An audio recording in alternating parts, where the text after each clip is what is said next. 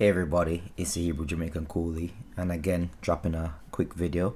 I'm hoping to make this video very short, but I want to edit and put some pictures in because the point that I want to make is very, very important.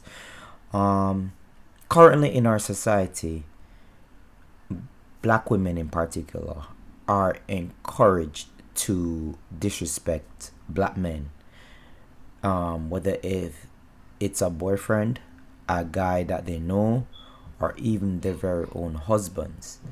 And they're encouraged to do this because they may have a better education than that person.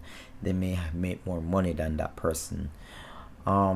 So, you have even so-called black women who claim to be, followers of the scriptures.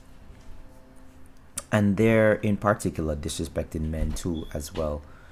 And you see, a lot of them say that, until a black man gets this and that over me, then I will never, ever, ever listen to him. I won't listen to his correction, etc., etc., etc. And I would say to that person in particular that you are you're false. And you're not a true follower of the scriptures, because if you read the scriptures, you would know that prophets like Elijah, who spoke to people like Jezebel, a queen Jezebel, somebody who had way much more money than he ever could. He corrected her and King Ahab. He spoke against them and their immorality. And he was just somebody who practically, as a prophet, he had to live in the wilderness.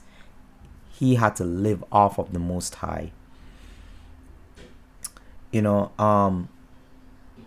very, very telling where we're using somebody's status, somebody's, income, and somebody's wealth to determine if they are a moralistic person or somebody that can correct anybody. I want to point to not only Elijah but even John the Baptist. John the Baptist practically lived in the wilderness, lived in a cave, wearing camel skin clothes, and also eating wild honey, as the scriptures said he did. Christ himself was a carpenter. Now, I'm not saying that carpenters don't make a lot of money, but maybe back then they didn't really make that much. We don't know. And he spoke against King Herod. He spoke against the leaders of the, what we could consider is the church of that time. And he even said scriptures, and this is how you know that Christ was kind of even living in poverty as well. He said, fox have dens, birds have the air, but the Son of Man has nowhere to lay his head. Now, if Christ is the person that you really and truly claim to be following, and he was a man that did not live in, extreme wealth, what is your moral claim to not listening to correction, instruction, and someone's integrity about your life?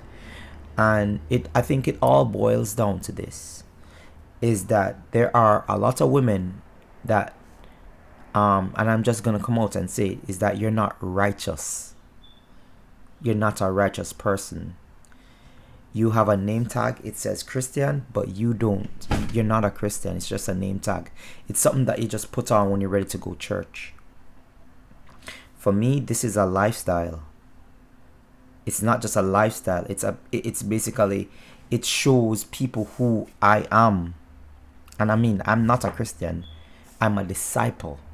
Because at no point in time has the disciples ever called themselves Christians. At no point in scriptures has the disciples ever called themselves Christians. I am sure they call themselves disciples of Christ, but they've never called themselves Christians. And don't give me this crap about transliteration and stuff like that. Don't give me that crap, because what the Romans practically did was mocking them by calling them Christians. That's what they were doing. It's a derogatory term for the disciples of Christ. You understand? So I would also like for people to do their own research and understand where a lot of these translations and these terminologies come from.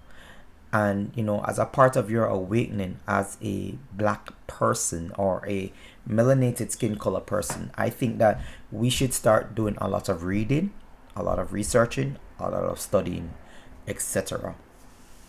So back to the point quickly, is that if you as a woman taking correction from any man is based off the fact of how much money he makes, or that he has to make more money than you, or he has to have more education than you do, again, you have to think about all the prophets in scriptures, and even the Mashiach himself, the Christ himself, and think about, if you would listen to that person if they were living today. All right, this is Hebrew Jamaican Coolie. Peace. I'm out. I hope you guys have a pleasant day, and just peace, love, and respect, people.